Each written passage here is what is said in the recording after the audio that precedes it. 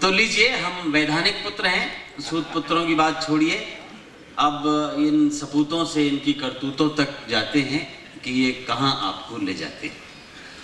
कविता का एक क्रम शुरू करते हैं और साथ में अपने मूर्खत्व को भी सिद्ध करते रहें, ये विशेष अनुरोध है। पहले हम मंजीत से ही क्यों न शुरू करें, जो मंजीत है आपका और आपको सुनाए, लेकिन इसने याद दिलाया है कि सरस्वती वंदना भी होनी चाहिए। मैं तो सोचता था कि सरस्वती वंदना, सरस्वती को आज क्यों कष्ट दिया जाए, वो तो ज्ञान दे जाएंगी और गलती से हम विद्वान हो गए तो। लेकिन चलिए, आज के दिन भी हमें विद्वत्ता की आवश्यकता है, क्योंकि मूर्खता बिना विद्वत्ता के आती नहीं है। वे लोग हमें मूर्ख बनाते हैं जो मूर्ख जैसे दिखते हैं, दरअसल वे विद्वान होते हैं और उनकी मूर्खता उनकी विद्वत्ता का एक मुखौटा होती है। हम अपनी विद्वत्ता बढ़ाते हैं, मूर्खता का आवाहन करने के लिए माँ शारदे को बुलाते हैं और माँ शारदा की वंदना के लिए हम अपनी माता स्वरूपा मधुमोहिनी जी को कष्ट देते हैं कि वे आए। माइक किधर है?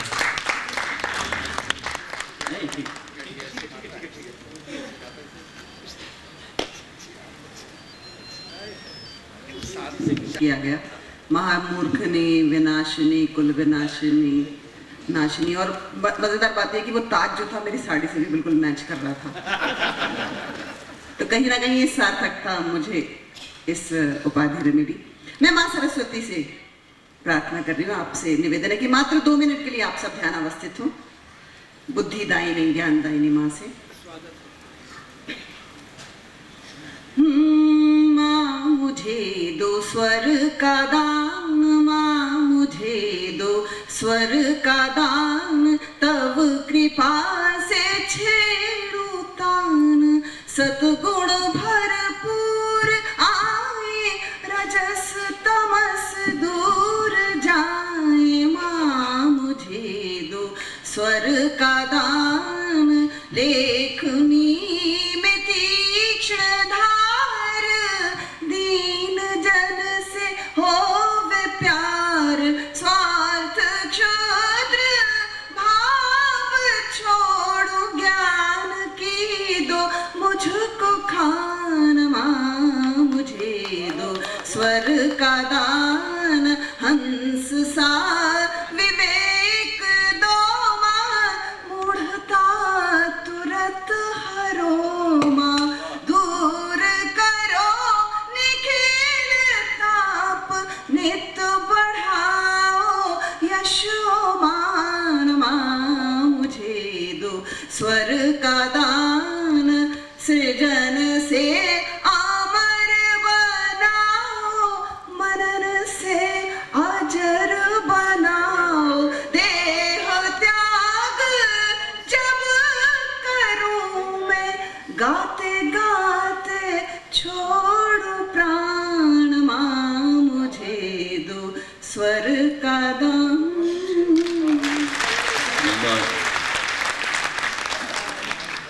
रेडी बेटा, आइए। मैं आप देख लें कि उतने ही रुपए हैं जितने छोटे हुए मधुमोहिनी जी बैठी हैं। अंतिम पंक्ति इनकी मुझे अभी अटकाए हुए है। आप ठीक कह रहे हैं, भटकाए हुए भी है कि क्या कहा आपने, जब आप देह त्याग जब करूं तो गाते गाते छोड़ूंगा। देखिए कितनी अच्छी कामना है कि जब देह त्याग करें तो गाते गाते प्राण निकलें। लेकिन आप कल्पना करिए, कोई आदमी देह त्याग रहा है और वो गा रहा है, प्राण निकलने वाले हैं, सब डर के भाग जाएंगे मधुमोहिनी जी। कोई वहां टिका नहीं रह सकता। मुमकिन ही नहीं है कि मरणासन्न व्यक्ति गाता हुआ दिखाई दे। बहरहाल हम आपकी इस चेतना से परिचित हैं कि आप चाहती हैं कि अंतिम दम तक आपकी लेखनी सतत सक्रिय रहे, लेकिन उस समय तो थोड़ा मौन भी अच्छा लगेगा। एक शेर बहुत उम्दा सुनाया था, क्या शेर था? ओहो, मुझ पर असल जिम्मेदारी है। शेर मैंने अशोक जी को अभी आधे घंटे पहले सुनाया है। मैं नहीं जानता कि वो किसका शेर है, लेकिन आप सुने और अगर आपको मजा आया तो उसकी आप दाद उस शायर को दे सकते हैं जिसका नाम मुझे नहीं मालूम। ऐसी वैसी बातों से तो अच्छा है खामोश रहो। क्या बात है, फिर से कहें। ऐसी वैसी बातों से तो अच्छा है खामोश रहो, या फिर ऐसी बात कहो जो खामोशी से अच्छी हो। क्या बात है बाबा। या फिर ऐसी बात कहो जो खामोशी से अच्छी हो। ऐसी वैसी बातों से तो अच्छा है खामोश। ऐसी वैसी बातों से तो अच्छा है खामोश है। इतना तो आपके चेहरों से दिखाई दे रहा है। मैं मंजीत का नाम पहले पुकार चुका हूँ और चाहता हूँ कि मंजीत आए और अपनी कविताओं से, अपने संबोधनों से और अपने उद्बोधनों से यहाँ के सभी विद्वान श्रोताओं को मूर्खता की ओर लाएं।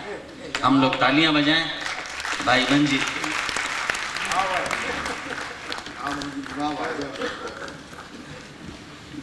दिल सिंह जी, पीडी गुप्ता जी, आदेश गुप्ता जी और मेरे पुराने नगर के एसपी रहे हुए doctor R C Mishra ji, मैं सभी का अभिवादन करता हूँ, आप सभी को प्रणाम करता हूँ और सीधे सीधे जो है बात शुरू करता हूँ। देखिए, हम आ रहे थे अभी और ये नेशनल डेयरी रिसर्च इंस्टीट्यूट है, तो लिखा हुआ था चारा अनुसंधान केंद्र। तो मुझे लगा होगा कि साहब लालू यादव तो यहाँ के विजिटिंग प्रोफेसर रहे ही होंगे। भैंस की बात है तो मुख्य रूप से जो है डेयरी में अपने यहाँ तो भैंस ही जो है वो योगदान करती है। तो कहीं कोई काले रंग का जवाई था, वो चला गया अपने ससुराल के अंदर। अब ससुराल में गया तो साहब वहां जो है बड़ी खातिरदारी हुई, इतनी तो खातिरदारी पहले कभी हुई नहीं थी। तो चलने लगा तो सास बोली, रहता 7-8 दिन तो हमें भी अच्छा लगता, तेरे बहाने हम भी दूध घी खा लेते। बोला समझा नहीं मैं।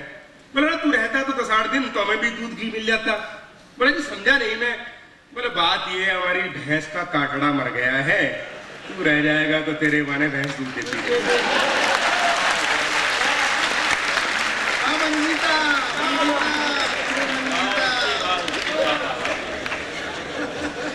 देखा आपने, वाह वाह वाह। मैं इतना इनके बारे में बता दूं कि ये सरदार हैं लेकिन हरियाणा में उत्पन्न हुए हैं, तो विशेष हुए।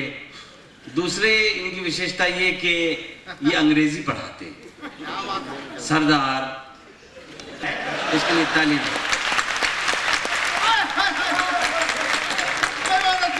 अंग्रेजी की बात की अशोक जी, अंग्रेजी तो कोई खास मामला नहीं है, देश में यूं ही काम चल रहा है।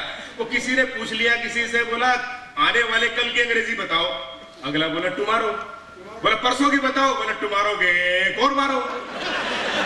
तो ऐसे काम चल जाता है हमारे देश में, कोई लंबी चौड़ी स्थिति नहीं है, बड़ी वैसे विकट सी स्थिति है। देखिए कई बार क्या है कि संस्कृति का अंतर होता है। वैलेंटाइन डे मनाते हैं, फरवरी के अंदर वैलेंटाइन डे मनाया गया साहब, वहां तो लोग जो है बड़े परेशान हो गए। मदर डे मनाते हैं लेकिन हमारे भारतीय इतने परेशान नहीं होते।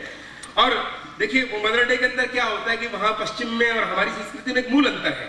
हमारे यहाँ तो अघोई अष्टमी मनाई जाती है, लेकिन वहां मदर डे में क्या होता है कि आदमी फोन करता है अपनी माँ को कि मम्मी ठीक हो, वो कहती है हाँ ठीक हूँ।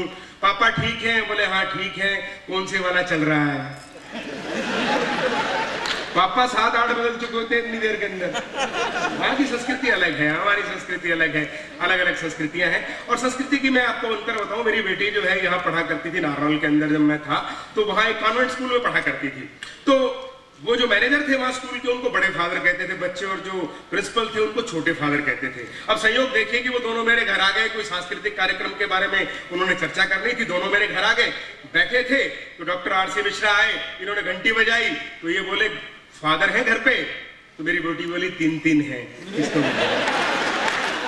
ये संस्कृति का अंतर है, बड़ी बड़ी समस्याएं होती हैं। अब सरदार और सरदार की बात कर रहे थे, बात वहां भी बड़ी समस्या होती है। एक दिन लल्लड़ जी ने मेरे से प्रश्न किया, बोला ये बताओ मंजीत, ब्राह्मण ज्यादा समझदार होते हैं, पंडित समझदार होते हैं, सरदार समझदार होते हैं?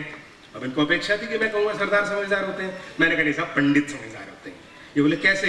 मैंने कहा जी पंडित जो है उनकी चोटी ऐसी होती है और जो आकाश मार्ग से तरंगे आती हैं वो सीधी की सीधी वहां से चली जाती हैं, और पंडित बुद्धिमान होते हैं।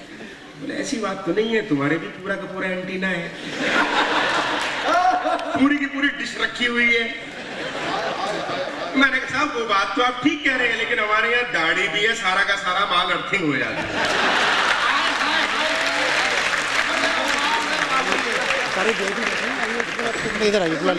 प्रदीप चौबे बैठे एक दिन पूछने लगे, बोले सरदार लोग पगड़ी क्यों बांधते हैं?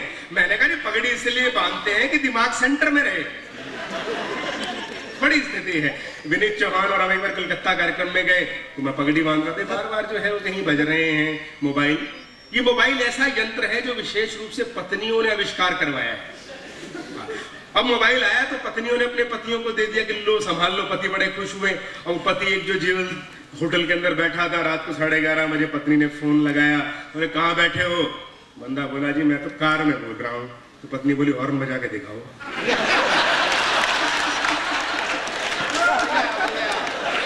अशोक जी ने तब से मुंह से हॉर्न बजाना सीख लिया है।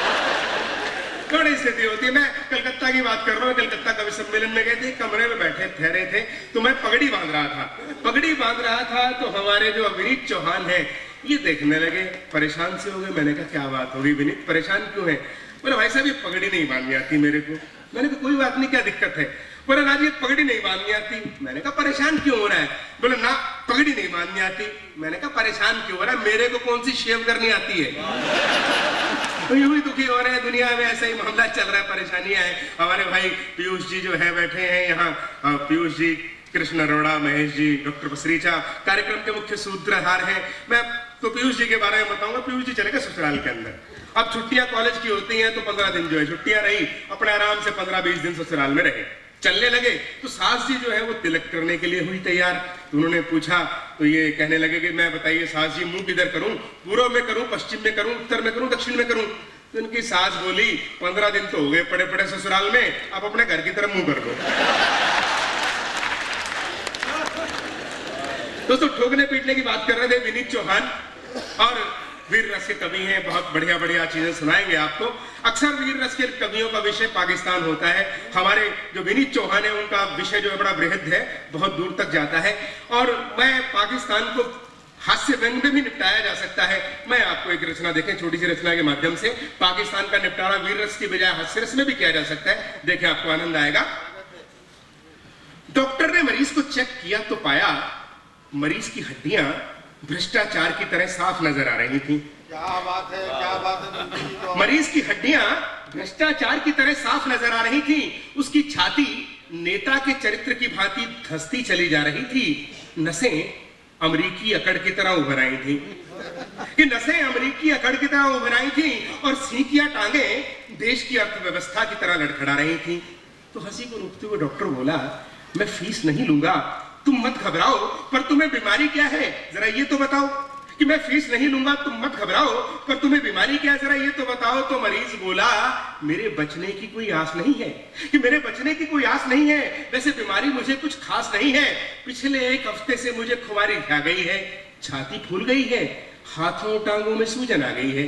तो डॉक्टर बोला ये रोग तो पाकिस्तानी है। डॉक्टर बोला ये रोग तो पाकिस्तानी है, इसमें सिर्फ एक दवा काम आती है। कि ये रोग तो पाकिस्तानी है, इसमें सिर्फ एक दवा काम आती है। पड़ोसी से पिटाई खाते ही सूजन अपने आप उतर जाती है। पड़ोसी से पिटाई खाते ही सूजन अपने आप उतर जाती है।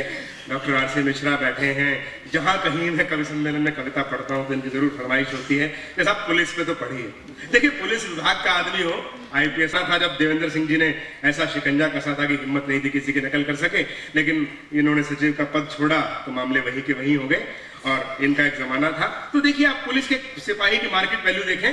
पुलिस के वही सिपाही है जिन्होंने दिल्ली के अंदर संसद पर हमले में देश की रक्षा की, देश के आत्मसम्मान की रक्षा की। लेकिन आम मार्केट वैल्यू क्या है देखें, एक छोटी रचना के माध्यम से आपको अच्छा लगेगा।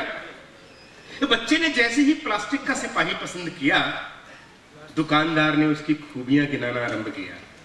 ये बच्चे ने जैसे ही प्लास्टिक का सिपाही पसंद किया, दुकानदार ने उसकी खूबियां गिनाना आरंभ किया कि सेल डालते ही ये परेड दिखाता है, सेल डालते ही ये परेड दिखाता है, ये बटन दबाओ तो सैल्यूट करता है और इस वाले से सीटी बजाता है।